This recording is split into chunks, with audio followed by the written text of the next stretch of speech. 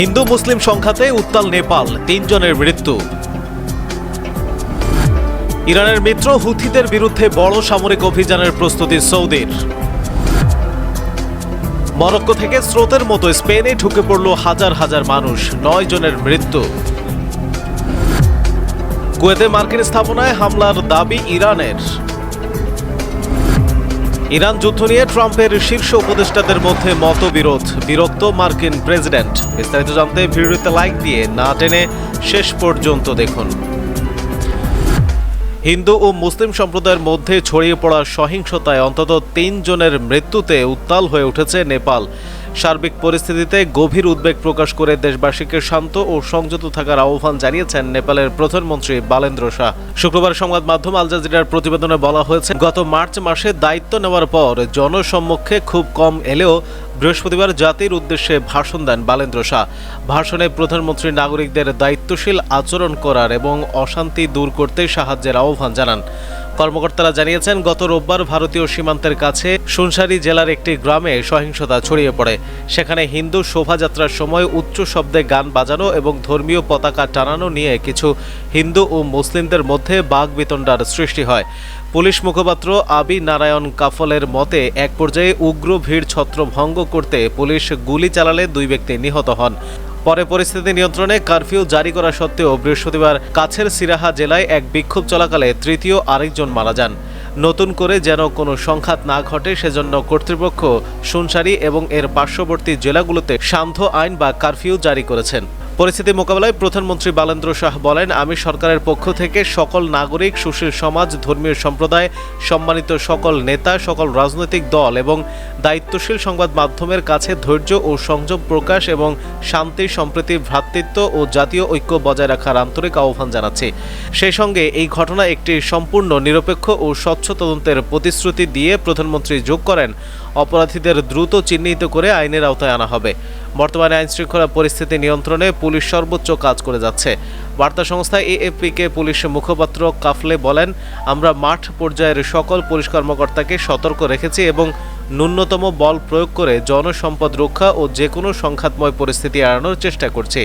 নেপালের মোট জনসংখ্যার প্রায় 80% হিন্দু সম্প্রদায়ের মানুষ, তবে দেশটির দক্ষিণাঞ্চলীয় সীমান্ত এলাকাগুলোতে বিপুল সংখ্যক মুসলিম জনগোষ্ঠীর বসবাস রয়েছে। অন্যদিকে ইরানের মিত্র হুথিদের বিরুদ্ধে বড় সামরিক অভিযানের প্রস্তুতি সৌদির। ট্রাম্প খুশি। ইয়েমেনের হুথি বিদ্রোহীদের বিরুদ্ধে সমুদ্র ও স্থলপথে বড় ধরনের সামরিক অভিযান চালানোর প্রস্তুতি নিচ্ছে সৌদি আরব। বিভিন্ন ইয়েমেনি সূত্রের বরাতে এমন তথ্য প্রকাশ করেছে আন্তর্জাতিক গণমাধ্যম।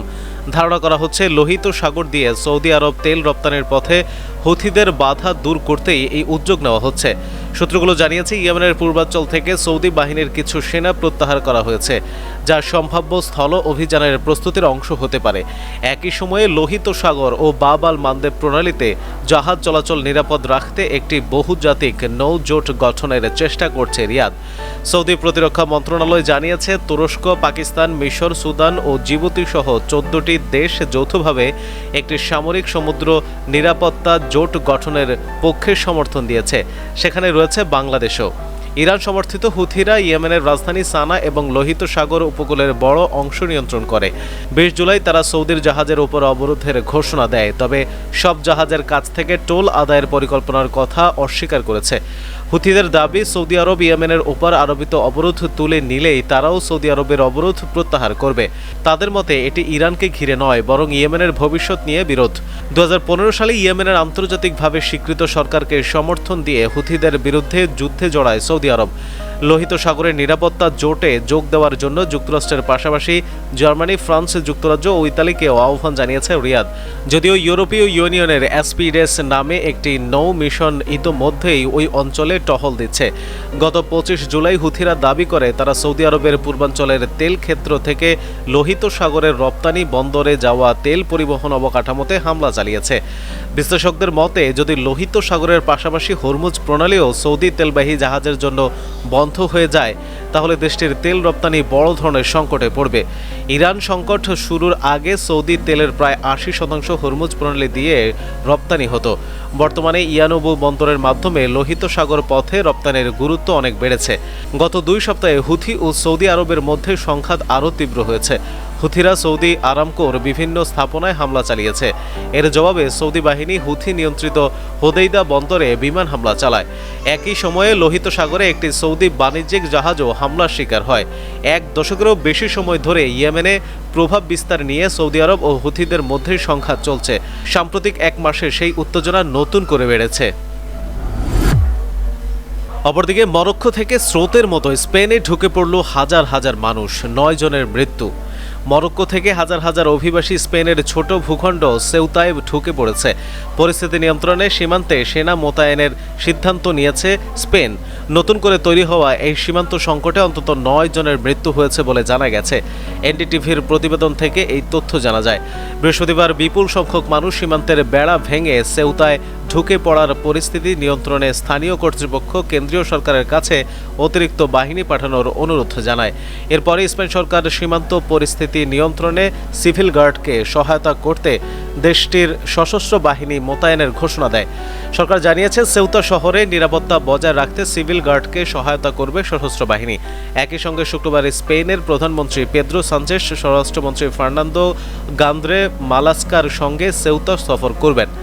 স্পেনের সেউতা সীমান্তে দায়িত্ব পালনকারী সিভিল গার্ড কর্মকর্তাদের প্রতিনিধিত্বকারী সংগঠনের প্রধান রাচিদ এস বিহি অ্যাসোসিয়েটেড প্রেসকে বলেন, পরিস্থিতি পুরোপুরি বিশৃঙ্খল। সঠিক সংখ্যা বলা সম্ভব নয়, তবে হাজার হাজার অভিবাসী সীমান্ত পার হচ্ছে। সীমান্ত ব্যবস্থা পুরোপুরি ভেঙে পড়েছে। উত্তর মরক্কোর মানবাধিকার সংগঠনের সদস্য আশরাফ মাইমুনি পরিস্থিতিকে ব্যতিক্রমী বলে বর্ণনা করেন। তিনি বলেন, আজ সকালে অস্বাভাবিক পরিস্থিতিতে তারাজাল সীমান্ত খুলে দেওয়া হয় এবং মানুষ পার হতে শুরু করে। ভিডিও ফুটেজে দেখা গেছে মূলত মরক্কোর নাগরিকদের বিশাল দল তারাজাল সমুদ্র সৈকতের বাঁধ এলাকা পেরিয়ে স্থানীয় সড়কে উঠে আসছে। তাদের বেশিরভাগ তরুণ পুরুষ হলেও নারী ও ছোট শিশুদের নিয়ে পরিবারগুলোকে দেখা গেছে। অন্যদিকে কুয়েতে মার্কিন স্থাপনায় হামলার দাবি ইরানের। কুয়েতে অবস্থিত মার্কিন স্থাপনায় ড্রোন হামলা চালানোর দাবি করেছে ইরানের সেনাবাহিনী। এক বিবৃতিতে সেনাবাহিনী জানিয়েছে, কেশমে একটি আবাসিক বাড়িতে মার্কিন হামলায় একই পরিবারের বেশ কয়েকজন সদস্য নিহত হওয়ার জবাবে তারা কুয়েতে অবস্থিত কৌশলগত মার্কিন স্থাপনাগুলোতে হামলা চালিয়েছে। বিবৃতিতে বলা হয়েছে, আল আহমদ আল জিয়াবের বিমান ঘাঁটিতেও অবস্থিত যুদ্ধ বিমানের আশ্রয়স্থল, স্যাটেলাইট যোগাযোগ ব্যবস্থা এবং সরঞ্জামের গুদামগুলোতে লক্ষ্যবস্তু করা হয়েছিল। বিবৃতিতে আরও বলা হয়েছে, অপরাধ, নিষেধাজ্ঞা ও হুমকি ইরানকে তার পবিত্র প্রতিরক্ষায় আরও ঐক্যবদ্ধ ও সুসংহত করে তোলে। এদিকে ইরান যুদ্ধ নিয়ে ট্রাম্পের শীর্ষ উপদেষ্টাদের মধ্যে মতবিরোধ। বিরক্ত মার্কিন প্রেসিডেন্ট। ইরানের সঙ্গে টানা 6 মাসের যুদ্ধ নিয়ে মার্কিন প্রেসিডেন্ট ডোনাল্ড ট্রাম্প ক্রমেই বিরক্ত ও হতাশ হয়ে উঠছেন। কারণ যুদ্ধ কিভাবে শেষ করা হবে সে বিষয়ে তার শীর্ষ উপদেষ্টাদের মধ্যেই কোনো ঐকমত্য নেই বলে জানিয়েছে মার্কিন সংবাদ মাধ্যম এনবিসি নিউজ। প্রতিবেদনে বলা হয়েছে, ট্রাম্প আশা করেছিলেন ইরান দ্রুত আলোচনার টেবিলে ফিরবে, কিন্তু যুদ্ধ দীর্ঘায়িত হওয়ায় হোয়াইট হাউসের ভেতরে পরবর্তী পদক্ষেপ নিয়ে বিরক্তি তৈরি হয়েছে। ট্রাম্পের এক ঘনিষ্ঠ মিত্র নাম প্রকাশ না করার শর্তে এনবিসিকে বলেন, প্রেসিডেন্ট এত দীর্ঘ সংঘাতের জন্য প্রস্তুত ছিলেন না। তিনি বলেন, প্রেসিডেন্ট খুবই বিরক্ত। তিনি মনে করেননি ইরানকে একটি চুক্তিতে রাজি করানো এত কঠিন হবে। এই যুদ্ধ কতদিন চলবে, তা কিভাবে শেষ হবে, এ নিয়ে শুরু থেকেই কোনো সুস্পষ্ট কৌশল ছিল না। তিনি দীর্ঘস্থায়ী যুদ্ধ চাননি। আরেক মার্কিন কর্মকর্তা জানান, কয়েক মাস যুদ্ধ চলার পরও প্রশাসনের ভেতরে ভবিষ্যৎ কৌশল নিয়ে কোনো ঐক্য নেই। তার ভাষায়, আমরা কৌশলগতভাবে কিছু সাফল্য পেলেও দীর্ঘমেয়াদী নীতিগত দিক নির্দেশনা ছাড়া শেষ পর্যন্ত কৌশলগত পরাজয়ের ঝুঁকিতে রয়েছে। প্রিয় দর্শক, এই নিউজগুলো সম্পর্কে আপনার মতামত দিতে ভিডিওটিতে লাইক দিয়ে নিচের কমেন্ট বক্সে লিখুন। প্রতিদিনের আন্তর্জাতিক খবর সবার আগে পেতে ফার্স্ট বাংলা চ্যানেলটি সাবস্ক্রাইব করে পাশে থাকা বেল আইকনটি প্রেস করে রাখুন। ধন্যবাদ সবাইকে।